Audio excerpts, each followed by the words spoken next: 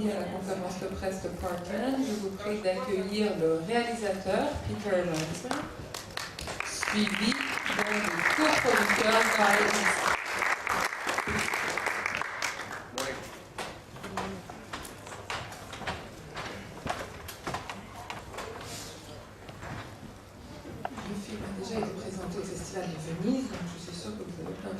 Fraîche et inédite. Allez-y, je vous en prie.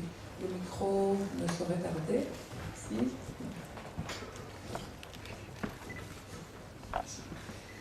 Oui, sur ce film très intéressant par le point de vue qu'il adopte, il y a une question qui se pose constamment. Quelle est la part de la réalité et la part de la fiction? Et précisément, pour prendre un exemple, dans l'enterrement final alterné de John Kennedy et de Lee Harvey Oswald, est-ce que c'est une réalité temporelle, chronologique, ou est-ce que c'est dû à un montage parallèle simplement? So thank you for this film. That's very interesting, especially because of its point of view on the fact that's already been dealt with a couple of times. Can you tell us what's your position between reality and fiction, and specifically for this final sequence of the parallel burials? Was it really this way historically? Did they happen at the same time, or was it a choice that you made?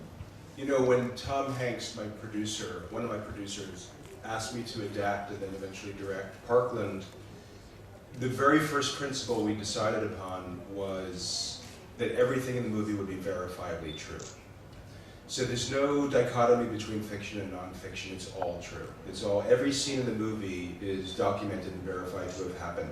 A little poetic license when it comes to dialogue, but for instance, the point you raised about the burials at the end, the bodies were put in the ground at exactly the same moment. Not by design, just by pure coincidence. En fait, c'est au moment même où Tom Hanks, un des producteurs, s'est adressé à moi pour faire l'adaptation et puis finalement la réalisation de ce film, ça a été un parti pris pour nous. Nous savions que nous voudrions ne mettre dans des films que des faits véridiques et vérifiables. Il n'était pas question pour nous de prendre une autre position, donc cette dichotomie entre réalité et fiction n'existe pas, puisque nous mettions de côté tout ce qui ne pouvait pas être prouvé. Il y a dans les dialogues un petit travail de réécriture, donc une dimension d'auteur ou poétique qui a été ajoutée, mais après dans les faits, nous avons vraiment travaillé de façon extrêmement précise. Et la scène à laquelle vous faites allusion, celle des enterrements, il se trouve que la mise en bière a été faite exactement au même moment, historiquement. Ils ont été enterrés au même moment, alors que évidemment ça n'avait pas été calculé ou voulu comme tel. C'est une coïncidence pure, mais que nous n'avons pas laissé échapper dans notre traitement des faits. Monsieur ? Bonjour, alors moi j'ai pas encore vu le film, malheureusement je verrai ce soir, mais donc, je suis grand fan de Zac Efron, donc je vous remercie de l'avoir choisi dans votre film, et je voulais savoir pourquoi vous l'avez choisi. I haven't seen the film yet. I'll see it tonight, unfortunately, but I'm a great fan of Zac Efron, and I wonder how you chose him for this role. The character that he plays is a young, inexperienced rookie doctor who's learning to be a surgeon in a teaching hospital. You know, Zac is one of the great actors of his generation, and he's in this transitory moment between the teenage heartthrob, young, dancing, singing actor to becoming a mature thespian. So he as an actor occupies the same space as the character did. The character was also kind of a cocky, arrogant, young doctor, like a Top Gun doctor. And Zac, I think, as an actor, sort of portrays that sensibility. I thought it was actually the perfect analogy. Il se trouve que le rôle qu'il incarne dans le film est celui d'un bleu, un médecin qui est dans un centre hospitalier universitaire, donc qui apprend son métier de chirurgien. Donc il a l'ambition de devenir un grand chirurgien, mais c'est encore une sorte de petit gars qui se cherche et qui n'a aucune expérience en la matière. Et je trouvais que Zac Efron était l'incarnation parfaite de cette phase de transition dans une carrière, parce que lui aussi a maintenant derrière lui cette carrière d'adolescent pimpant qui se fait remarquer dans des comédies où il bouge bien, il danse bien, et s'ouvre devant lui une carrière d'un acteur plus plus mûr et avec une envergure autre. Donc je trouvais qu'il avait vraiment la sensibilité parfaite pour incarner ce passage-là d'un homme, la transformation d'un homme. Monsieur ? Alors bonjour, moi ce qui est intéressant dans votre film, c'est que vous ne prenez pas parti, vous montrez simplement des faits, et en même temps vous réussissez à transmettre ce que le monde entier a ressenti à l'époque. Moi je me souviens, j'étais tout jeune, c'était justement comment tout le monde a été affecté par cet événement terrible, et en même temps là vous rajoutez les proches. Donc est-ce que tout ça c'est quelque chose qui fait partie de la mémoire collective et que vous avez voulu absolument restituer pour montrer que la vérité, eh bien, il faut encore la chercher et peut-être la saura-t-on un jour? Est-ce que vous avez un avis là-dessus? Et puis j'ai une question pour la production. Est-ce que produire un film comme ça aujourd'hui, ça fait partie justement de quelque chose pour la mémoire du cinéma et justement de faits comme ça pour toujours découvrir quelque chose de plus pour la vérité? So what I liked about your film is that you show the impact that an event like this had on everyone. I remember it as a young man, that it was something that even out of the US had an impact, and everybody felt really affected by the fact, and this is what you show through your film, and also all the backstage, the people that were not used to seeing in this issue. So do you think that there is that this fact belongs to the collective memory of the world in a way, and that you had to in a way do a work that would be also a kind of a search of the truth about the fact? And for you as a producer, Mr. West, is it also the kind of I'm sorry, the question was long. I'm trying to make it short. Also something about this work about the memory, the fact of having a project like this is a way of connecting to the memory of the world. Yeah. So Peter and I were both separately in New York on 9/11 when the rockets hit the Twin Towers, and we were both shocked and surprised by the dignity and the bravery of the ordinary New Yorkers who were there, and actually about ourselves as well, to suddenly be thrown into this extraordinary crisis, world crisis, by accident, and how did we behave? And when Peter sent us this screenplay to read, it really came home to me again that this was another great iconic moment in American history, and that we needed to record that. And this was a way of recording it from a completely different way. That could have happened to any one of us sitting here, that you just happened by accident to be exactly where this happened. And the bravery and the dignity and the courage of each of the people's stories that he tells, I think is you know, what the film is about.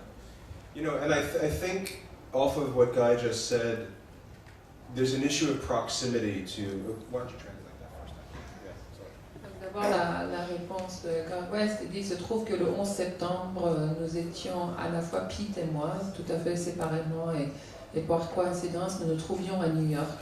Et donc, nous avons pu chacun ressentir de très près comment un événement, une crise mondiale telle que celle-ci, plonge des individus ordinaires, des gens comme vous et moi, dans des circonstances qui les transforment en des êtres qui doivent faire des choix et se comporter avec une bravoure et une dignité assez exceptionnelles. Et comment nous, en tant qu'individus, nous étions aussi embarqués dans cet événement et avions à y trouver la réaction juste. Et donc quand Pete m'a envoyé ce scénario, immédiatement, ça m'a replacé dans ce contexte-là. Ces événements clés, ces événements qui tout d'un coup font que l'histoire bascule, et comment les individus qui sont impliqués dans cette histoire-là ou qui l'entourent doivent faire des actes de bravoure et de dignité qui les marquent à jamais. You know, Guy spoke of 9/11 and the World Trade Center, and there's this issue of proximity, of physical, geographical proximity to the epicenter of a disaster. In this case, you know, it was because we were close to the World Trade Center towers. You know, before and after 9/11, I was a war correspondent in the middle of the carnage in Rwanda and Kosovo and Afghanistan, and my proximity to that violence gave me a very specific point of view and participation in fear and panic. Why don't you do that? Justement, quand Guy évoque le World Trade Center le 11 septembre, le critère qui pour moi est important, c'est celui de la proximité de l'épicentre d'une catastrophe. Il se trouve qu'avant ces événements-là, moi j'avais été reporter de guerre et donc j'avais couvert des conflits tels que le Rwanda, l'Afghanistan ou le Kosovo.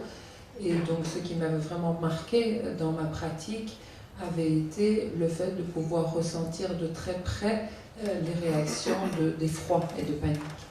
And every character in this film literally had their hands on the body to some extent. The doctors were covered in the president's blood. Robert Oswald woke up one day to discover that he was the physical spawn, the brother of the devil, of the killer. You know, the wife lost a husband, the Secret Service agent lost his responsibility. Everybody, and Abraham Zapruder held in his hand the camera that became the single only living witness. So the film is about those who are close to the flame and get burned. And what is it, you know, the subject matter has been looked at from the point of view of speculation, mythology, and abstraction for 50 years. We thought it was time to make a movie about what it was to actually physically be inside the disorientation and fear and panic. Et donc là, le point de vue que nous avons adopté dans le film est celui vraiment de l'incarnation et de la dimension très physique de cet événement tel qu'il a eu lieu. Donc chacune des personnes sont celles qui ont entouré vraiment immédiatement et physiquement l'événement, cette explosion. Donc ces médecins-là ont été couverts du sang du président. Robert Oswald s'est réveillé un matin en se disant qu'il avait lui des liens de sang avec l'incarnation du mal qui était devenu son frère, de même pour cet agent du FBI ou pour cet homme qui tout d'un coup se réalise qu'il a entre ses mains l'appareil photo qui enferme les seules preuves existantes sur cet événement d'une importance mondiale. Donc c'est vraiment cette immédiateté-là et cette proximité-là qu'il s'est agi pour nous de traiter et de montrer. Et cela fait maintenant 50 ans qu'il y a toutes sortes de récits de cet événement qui sont faits, mais avec un niveau d'abstraction et des choix de méthodes extrêmement différentes. Et nous, on s'est dit qu'il était enfin temps de prendre le sujet à bras-le-corps et de le traiter dans la dimension la plus physique et la plus organique qui soit. Madame, au fond ? En revenant sur la scène, quand on parlait du médecin tout à l'heure, Zac Efron, est-ce que le fait que ce médecin semble totalement inexpérimenté, est-ce que c'est ça qui conduit à avoir les urgences dans un état de sidération? Personne n'ose toucher au président. On a l'impression que les premières minutes qui sont précieuses pour la réanimation sont perdues. Ce qui n'est pas le cas quand Lee Harvey Oswald arrive, ou blessé par balle également, il est pris en charge beaucoup plus sérieusement. C'est l'impression que ça m'a fait. Est-ce que là on est toujours dans la réalité vraie? Est-ce qu'il y a eu des précieuses minutes qui ont été perdues au début? Ou est-ce qu'on est dans une part de peut-être un petit peu de roman? Voilà. About the hospital scenes and what you said about the doctor, the fact that this doctor is unexperienced and young, is it because he was unexperienced that we feel, in the way at least you show it, that when Kennedy came, the whole ER service was in a kind of paralyzed. They're like paralyzed, and they lost some very precious moments that could have maybe saved him or been precious to be used, and they were lost. Whereas when Oswald came, they seem to be more efficient immediately. Is it also something true, this difference of treatment that they both had? Or? Yeah, it was, again, it's all verifiably true. You know, it's not a mystical equation. When the president came into the hospital, you know, these were analog days of radio and telephones, not cell phone. They thought he was coming in because he had a cold. They had no idea that he was coming in because he was shot. He was unsavable, though, let me say. I mean, half his head was blown off. So by the time he reached the hospital, he was essentially dead. There was a heartbeat, but it was very, very faint. So you have the combination of the unexpected wound, you have the combination of just the fact they had no idea he was even wounded. Everybody was going along their regular workday, you know, in meetings, and they thought this one small, inexperienced doctor was going to be enough. With Oswald, the whole world, the entire universe was watching on live television when he was shot. So everybody knew he was shot, and everybody knew he was incoming into the hospital, and they were extremely prepared. Là aussi, ce sont les faits réels, sans le moindre choix d'opposition ou de description détournée, puisqu'il se trouve qu'au moment où Kennedy a été assassiné, cet hôpital vivait son rythme absolument normal de cette époque analogique où on fonctionnait encore avec les téléphones. Et ils étaient persuadés, quand ils ont appris que Kennedy allait être envoyé à leur service, ils étaient persuadés qu'il devait avoir attrapé un rhume, mais qu'il venait pour quelque chose de tout à fait bénin. Et quand il est arrivé, de toute façon, il n'était pas possible de le sauver, puisque la moitié de son cerveau avait explosé, même si il avait encore un pouls, il était extrêmement faible. Mais il se trouve qu'on lui a attribué ce médecin inexpérimenté parce qu'on estimait que c'était suffisant pour ce qu'il y aurait à faire. Donc c'est un état de fait. L'hôpital vivait son rythme normal et quotidien, et ça leur est tombé dessus, comme c'est tombé sur la planète tout entière qui ne s'attendait en rien ni à cette blessure, ni à cet événement, ni à la dimension de cette blessure.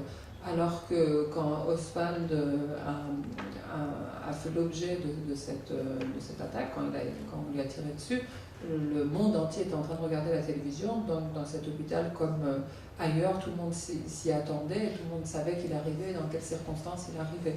Donc ce décalage-là de contexte et le décalage réel qui a eu lieu à ces quelques journées historiques. Madame ?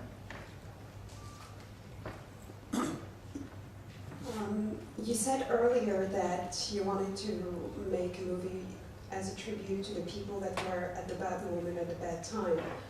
Why JFK? Because you talked about 9/11 and there were Martin Luther King's assassination that was as intense as JFK's. Do you think that it's symbolical, that it's the most important event at that time? Vous disiez que le film était une sorte de regard ou d'hommage rendu aux personnes qui se trouvent comme ça au cœur de la tourmente à des moments précis de l'histoire. Selon vous, pourquoi est-ce que c'est Kennedy qui a fait l'objet de cet assassinat? Est-ce que c'est tout simplement une façon de marquer? Il y a eu aussi l'assassinat de Luther King qui a eu une résonance de ce type. Pourquoi c'est lui qui a été l'objet de cet assassinat? I mean, these are all worthy subjects of a film, and no doubt there'll be many important 9/11 movies to come. And there are a couple Martin Luther King movies, I think, that are ready to begin shooting. It's also a remarkable event. You know, the difference with Kennedy is the cloud and the coloring of sort of the dialogue that's been happening for 50 years about the conspiracy. And the films that have come before Parkland and the thousands of books, it's a multi-billion-dollar industry, the conspiracy industry around JFK, have all lived in that geographical universe.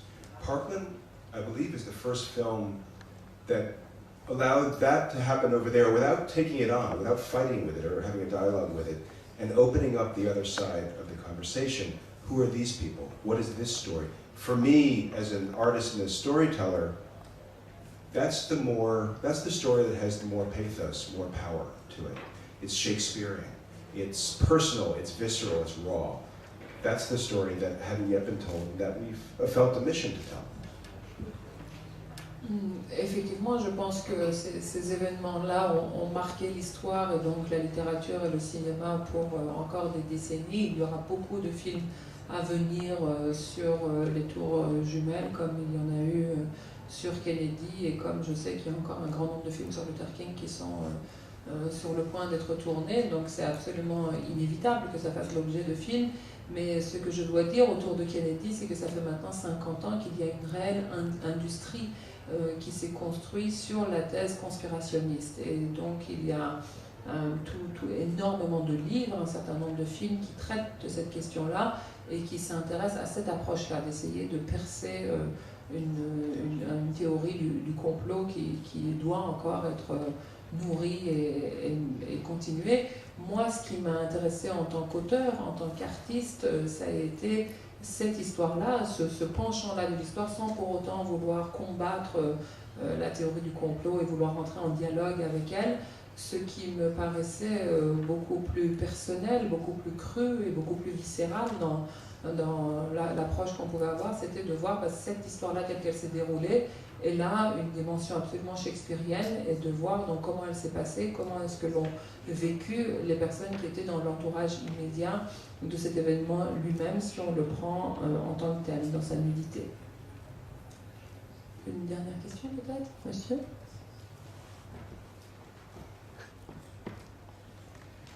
Oui, vous ne prenez pas parti en effet par rapport à l'événement lui-même. Simplement, ce qui apparaît dans le film, s'il y a une sensation de culpabilité quelque part, tout le monde sent qu'il a fauté d'une certaine manière les services de sécurité, etc. Mais la responsabilité telle qu'on la voit, et les personnages les moins intéressants du film sur ce plan-là, ce sont les gens de Dallas eux-mêmes. C'est la police de Dallas, c'est le médecin légiste. On a l'impression que là, il passe quelque chose d'une analyse malgré tout de l'événement dans votre film. It's true that you're not judging anyone and you're not biased in the way you show all these different characters in the film, but maybe the characters that are the less interesting and those who don't question themselves at all are Dallas people, the doctor at the hospital or the police, the local police. Is there a kind of analysis that is yours here to say that maybe they are more responsible than the others? No, this was, look, you know, you get in your car in the morning, you drive to work and it's a nice sunny day and it's dry and the birds are singing and you go through a stoplight and then somebody runs a red light and hits you from the side and hits you in the side of the car and it's all over. That's what happened to these people that day.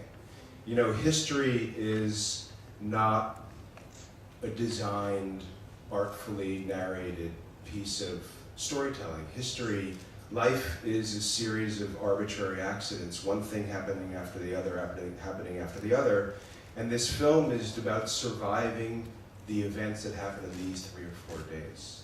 It's, you know, one of the inspirations for the film was actually, to be honest, and you know, my producer Tom Hanks, you know, the movie he starred in Saving Private Ryan, those first 25 minutes of landing on the beach on I believe it was Normandy, yes. You know, on D-Day. And it was just merely crossing from one side of the sand to the other side of the sand, which to me was a narrative of Shakespearean proportions. And that's what those particular people were faced with that day. And to me, the heroism that arises out of that is much more interesting than any kind of abstract dialogue about conspiracy.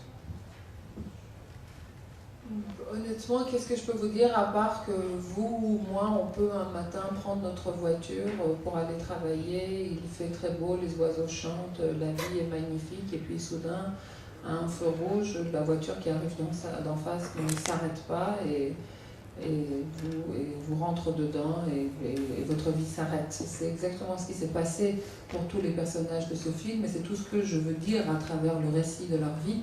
C'est de dire que l'histoire n'est pas un récit parfaitement ficelé où tout est très bien écrit, où tout est pensé, où tout est léché et où chaque chose prend une place logique et défendable. L'histoire, c'est un enchaînement de faits tout à fait arbitraires et tout à fait imprévisibles.